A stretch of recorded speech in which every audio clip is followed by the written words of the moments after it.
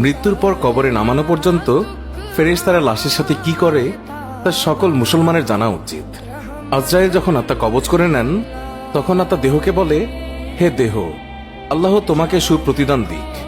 তুমি আমার সঙ্গী হয়ে আল্লাহর আনুগত্যে অগ্রগামী ছিলে, আর আল্লাহর অবাধে ছিলে খুবই পশ্চাৎপদ। তুমি আমার পক্ষ থেকে মুবারকবাদ গ্রহণ করো, কেননা আজ তুমি নিজেও মুক্তি পেয়েছ আর আমাকেও নাজাত দিয়েছ। এইভাবে দেহ আত্মাকে মুবারকবাদ দেয়। মুমিন বান্দার মৃত্যুতে জমিনের যেই সকল অংশে সে ইবাদত করত সেগুলো কাঁদতে থাকে। আকাশের যেই সকল দুয়ার দিয়ে তার নেক আমল উপরে উঠত সেই সকল দুয়ার তার জন্য কাঁদতে থাকে।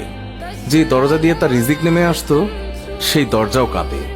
আকাশ জমিনের এই ক্রন্দন দীর্ঘ 40 দিন পর্যন্ত অব্যাহত থাকবে। মালাকুল মউত যখন তার আত্মা কবজ করে নেয় তখন তার দেহের হেফাজতের জন্য সেখানে 500 ফেরেশতা দাঁড়িয়ে থাকে। যদি কেউ তার লাশের পাশ ফিরাতে চায় তখন ফেরেশতারাও এই কাজে মানুষের সহযোগিতা করে।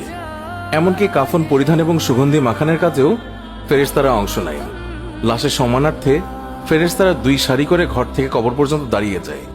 জানাজা পর্যন্ত অতিক্রম করে তখন তারা অভ্যর্থনা জানায়, তার জন্য ক্ষমা প্রার্থনা করে। মুমিনের মর্যাদার এই অবস্থা দেখে ইবলিস এত জোরে চিৎকার করে ওঠে যে তার দেহের হাড়ের কোনো কোনো গ্রন্থির বন্ধন এই সময় ছিঁড়ে যায়। সে আক্ষেপের সাথে তার সঙ্গীদের বলতে থাকে, তোমাদের সর্বনাশ হোক, এই বান্দা তোমাদের ফাঁদ থেকে কিভাবে ফসকে গেল। ইবলিসের সঙ্গীরা বলে, এ নিষ্পাপ ছিল, তাই আমাদের ফাঁদে আটকায়নি। মালাকুল মউত যখন তার আত্মাকে নিয়ে আকাশে আরোহণ করে তখন হযরত জিবরাইল আলাইহিস সালাম 70,000 ফেরেশতা নিয়ে তাকে অভ্যর্থনা জানায়। আর সকল ফেরেশতারা তার কাছে আল্লাহ তাআলার সন্তুষ্টির সুসংবাদ জানাতে থাকে। মালাকুল মউত যখন আত্মাটিকে নিয়ে আরশের নিকট পৌঁছেন তখন সে আল্লাহ তাআলার কাছে সিজদায় পতিত হয়ে যায়। আর সেই সময় আল্লাহ তাআলা ইরশাদ করেন, হে মালাকুল মউত, তুমি আমার বান্দাকে নিয়ে জান্নাতের বাগানে রেখে এসো। তারপর তাকে কবরে নামার পর নামাজ তার ডান দিকে এবং রোজা তার বাম দিকে এসে দাঁড়িয়ে যায়। আল্লাহর রিজিক এবং কোরআন তেলাওয়াত এসে দাঁড়িয়ে যায় তার সিধানের দিকে। পায়ের দিকে দাঁড়িয়ে যায় জামাতের সাথে নামাজ পড়ার জন্য মসজিদের দিকে গমন। আর তার ধৈর্য কবরের এক কোনায় অবস্থান নেয়। এই সময় আল্লাহ তাআলা তার কবরে আযাবের একটি অংশ প্রেরণ করেন। আযাবটি এসে কবরের ডান দিক থেকে প্রবেশ করতে চায়, কিন্তু নামাজ এসে তাকে বাধা দিয়ে বলে, আযাব, তুমি পিছিয়ে যাও। খোদার কসম, এই বান্দাটি সারা জীবন কষ্টে ছিল। কবরে আসার পর তার কিছুটা আরাম মিলেছে। রাসূলুল্লাহ সাল্লাল্লাহু আলাইহি ওয়াসাল্লাম বলেছেন, আযাব যখন ডান দিক থেকে সরে গিয়ে বাম দিকে যায়, ডান দিকে রোজা নামাজের মতো আযাবকে জবাব দিয়ে প্রতিহত করে। আযাব এবার মাথার দিক থেকে আসতে চেষ্টা করলেও একই রকম জবাব আসে। মোট কথা, আযাব যে দিক থেকেই আসতে চায় সেই দিক থেকেই তার জন্য প্রতিবন্ধকতার সৃষ্টি হয়। অবশেষে আযাব যখন দেখে আল্লাহ তাআলার এই নেক বান্দার আমল সব দিক থেকেই তার জন্য প্রতিবন্ধকতার দেয়াল সৃষ্টি করে রেখেছে, তখন সে ফিরে যায়। আর সেই সময় সবর ওঠে নেক আমল সমূহকে বলতে থাকে, এই আযাবের প্রতিরক্ষায় আমি এই জন্য আসিনি যে মূলত তোমাদের শক্তির পরিমাণ দেখা আমার উদ্দেশ্য ছিল। আমি যদি তাকে প্রতিহত করতে ব্যর্থ হতাম তাহলে আমি অবশ্যই এসে এই বান্দাকে আযাব থেকে রক্ষা করতাম। তোমরাই যখন যথেষ্ট হয়ে দাঁড়ালে তখন আমি এই বান্দার জন্য অতিরিক্ত সঞ্চয় হয়ে রয়ে গেলাম। পুলসিরা তার মিজানে আমি তার কাজে আসব। এরপরে এই বান্দার কাছে 2 জন ফেরেশতা আসে যাদের চোখ নীল বর্ণের, আওয়াজ ভয়ঙ্কর, গরুর সিংহের ন্যায় দাঁত এবং তার শ্বাসের সাথে নাসা রন্ধ্র দিয়ে অগ্নিশিখা বের হয়। ফেরেশতাদের উভয়ের কাঁধের মধ্যবর্তী স্থান খুবই প্রশস্ত। তারা মুমিন বান্দা ছাড়া কারো উপর দয়া করতে জানে না। 2 জন ফেরেশতাকে মুনকার নাকির বলা হয়। এদের হাতে একটি হাতুড়ি থাকে। এটি এতই ভারী যে সকল মানব দানব মিলে একত্রিত হলেও তা উত্তোলন করতে সক্ষম হবে না।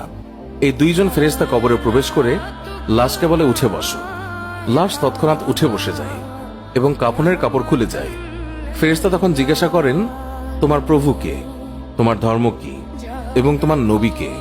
এর জবাবে সে বলে, আমার রব হলেন আল্লাহ তাআলা, যার কোনো অংশীদার নেই। আমার ধর্ম ইসলাম, আর হযরত মুহাম্মদ সাল্লাল্লাহু আলাইহি ওয়াসাল্লাম হলেন আমার নবী। তারপর আর কোনো নবীর আগমন হবে না। ফেরেশতারা জবাব শুনে বলল, তুমি সত্য বলেছ। অতঃপর কবরকে চারদিক থেকে প্রশস্ত করে বলেন, তুমি উপরের দিকে একটু তাকিয়ে দেখো। সেই উপরে তাকায়, তখন আকাশের শেষ সীমানা পর্যন্ত তার চোখের সামনে ভেসে ওঠে। ফেরেশতারা বলেন, হে আল্লাহর বন্ধু, এটা তোমার আবাসস্থলের ঠিকানা। আল্লাহর আনুগত্যের বিনিময়ে তুমি এটা পেয়েছ। বর্ণনার এই পর্যায়ে এসে রাসূলুল্লাহ সাল্লাল্লাহু আলাইহি ওয়াসাল্লাম বলেন, এই সত্তার কসম, যার মুঠোয় আমার প্রাণ। মুমিন বান্দার তখন এতই আনন্দ অনুভূত হয় যা কখনো শেষ হবার নয়। অতঃপর ওই বান্দাকে আবার নির্দেশ দিয়ে বলা হয় যে তুমি নিচের দিকে দেখো। নিচের দিকে যখন সে তাকায় তখন সে দোজখের শেষ সীমানা পর্যন্ত তার দৃষ্টির গোচরে চলে আসে। ফেরেশতা তখন তাকে বলে, হে আল্লাহর প্রিয় পাত্র, এই ভয়ানক নরক থেকে তুমি নাজাত পেয়েছ। রাসূলুল্লাহ সাল্লাল্লাহু আলাইহি ওয়াসাল্লাম ইরশাদ করেছেন, ওই বান্দার এই সময় এমন পুলক হয় যা কখনো সমাপ্ত হবার নয়। অতঃপর স্বর্গের ৭৭টি দরজা তার জন্য উন্মুক্ত করে দেয়া হয়। এইসব দুয়ার দিয়ে জান্নাতের সৌরভ এবং সুশীতল সমীরণ তার কবরে পৌঁছাতে থাকে এবং ততদিন পৌঁছাবে যতদিন সে কবরে থাকবে। রাসূলুল্লাহ সাল্লাল্লাহু আলাইহি ওয়াসাল্লাম আলোচনার ধারাবাহিকতা অব্যাহত রেখে বলেন, এরপর আল্লাহ তাআলা মালাকুল মউতকে নির্দেশ দিয়ে বলেন, তুমি আমার দুশমনের নিকট যাও এবং তাকে আমার কাছে নিয়ে এসো। আমি প্রাচুর্যের সাথে তাকে রুজি দিয়েছি, সীমাহীন নিয়ামতের বাড়িপাত করেছি তার উপর, কিন্তু সে আমার সাথে শুধু অবাধ্যতাই করে ফিরেছে। এবার এই দুশমনকে আমার সামনে হাজির করো। মালাকুল মউত আল্লাহর নির্দেশ পেয়ে এমন কদাকার বেশে ওই বান্দার নিকট আগমন করে যে কেউ কোনোদিন এমন ভয়ঙ্কর আকৃতি দেখেনি। তার 12টি চোখ থাকে, তার কাছে এমন একটি লৌহ শলাকা থাকে যা শাখা ও কাঁটা বিশিষ্ট। মালাকুল মউতের সাথে আরো 5 জন ফেরেশতা থাকে। এদের প্রত্যেকের সাথেই থাকে জাহান্নাম থেকে নিয়ে আসা আগুনের চাবুক। মালাকুল মউত অবাধ্য বান্দাকে চাবুক দিয়ে এমন ভাবে আঘাত করে যে প্রতিটি কাঁটা তার সারা শরীরের দেহতন্ত্রের মূলে গিয়ে বিদ্ধ হয়ে যায়। অতঃপর সেটি পাকিয়ে টেনে বের করে এবং তার পায়ের নখের তলদেশ থেকে পর্যন্ত আত্মাকে বের করে নিয়ে আসে। তারপর সেই লৌহ শলাকাটি তার উভয়ের পায়ের গোড়ালিতে ঢুকিয়ে দেওয়া হয়। তখন আল্লাহর এই দুশমনের এতই কষ্ট হয় যে বেদনায় সে কাতরাতে থাকে। এমন সময় বাকি ফেরেশতারা তাদের হাতের চাবুক দিয়ে তার মুখমণ্ডল এবং পশ্চাৎ দেশে অনবরত প্রহার করতে থাকে। এই সময় তার আত্মাকে টেনে সারা দেহ থেকে গোড়ালিতে নিয়ে আসা হয়। শাস্তির এই পর্যায়ে শলাকাটি তার হাঁটুতে ফোটানো হয়। তখন সে বেদনায় ছটফট করতে থাকে। এমন সময় ফেরেশতারা আবার আগুনের চাবুক দিয়ে তার মুখ এবং নিতম্বে মারতে শুরু করে। হাঁটু থেকে শলাকাটি বের করে ঢুকানো হয় তার নিতম্ব দেশে, অতঃপর বুকে এবং সবশেষে কণ্ঠনালীতে, তারপর পূর্বের মতোই সেটিকে টেনে বের করা হয়।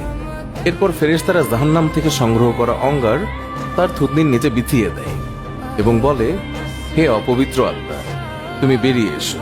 তুমি থাকবে প্রখর বাষ্পে, উত্তপ্ত পানিতে এবং ধূম্রকুঞ্জের ছায়ায়, যা শীতল নয় এবং আরামদায়কও নয়।